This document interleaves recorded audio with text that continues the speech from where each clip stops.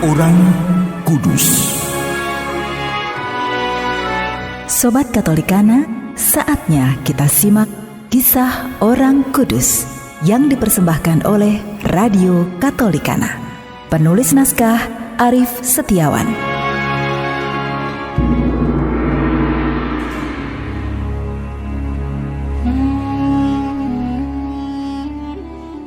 Saudara-saudari, hari ini kita akan mengikuti kisah Santo Theodorus Tiro, seorang martir.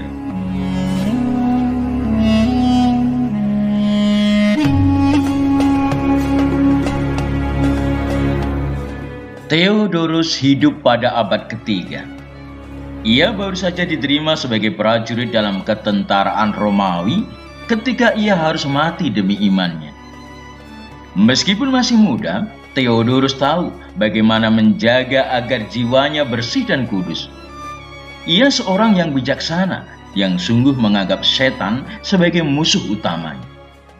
Ketika pasukannya berkemah selama musim dingin di daerah Pontus, semua prajurit ikut ambil bagian dalam upacara penyembahan dewa-dewi kafir.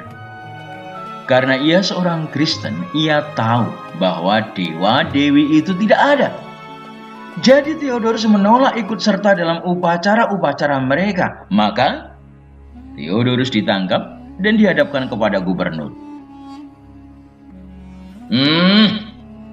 Berani benar engkau menganut agama yang diancam oleh kaisar dengan hukuman mati, Theodorus.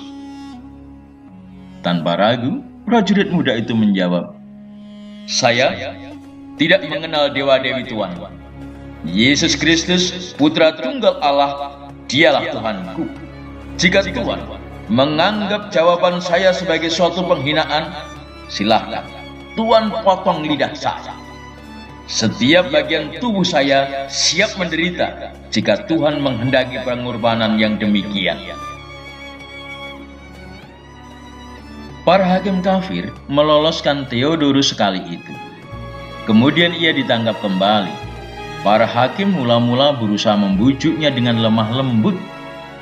Ketika usaha tersebut gagal, mereka berusaha menakut-nakutinya dengan menyebutkan segala siksa dan aniaya yang harus ia tanggung. Pada akhirnya, mereka menyerahkan Theodorus kepada para algojo. Ketika prajurit yang telah disiksa dengan aniaya itu dibawa kembali ke penjara, beberapa orang mengatakan bahwa malaikat-malaikat datang untuk menghiburnya.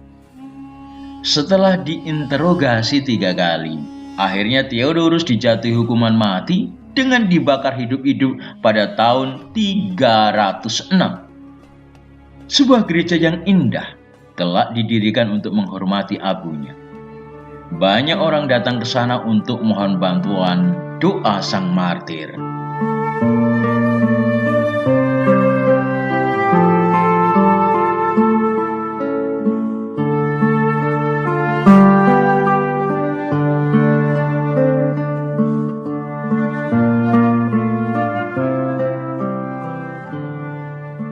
Saudara-saudari, pesta pemberkatan Gereja Basilik Lateran.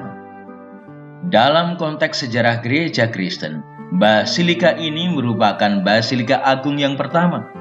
Lambang kemerdekaan dan perdamaian setelah 3 abad lebih gereja berada dalam penghambatan dan penganiayaan oleh kaisar-kaisar Romawi.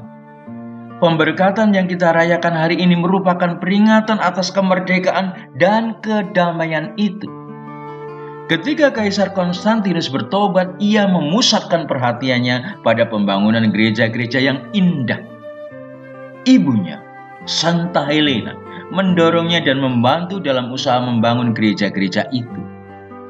Sekitar tahun 324, Kaisar Konstantinus Agung mendirikan sebuah gereja besar di Lateran. Hari ini, kita merayakan ulang tahun pemberkatan Gereja Basilik Santo Yohanes di Lateran. Gereja tempat kita berkumpul melambangkan gereja umat Allah. Gereja yang sebenarnya tidak dibangun dari kayu dan batu yang mati, melainkan dari batu yang hidup. Kitalah rumah Allah itu, kediaman Roh Kudus yang indah berseri karena hidup suci. Apakah kita dalam hidup sehari-hari ikut membangun gereja yang hidup itu? Basilik Gereja Santo Yohanes di Lateran adalah gereja katedral Uskup Roma. Uskup Roma adalah Paus sendiri sebagai kepala tertinggi umat Katolik di seluruh dunia. Di setiap dioses atau keuskupan, gereja katedral adalah induk dari semua gereja dalam keuskupan tersebut.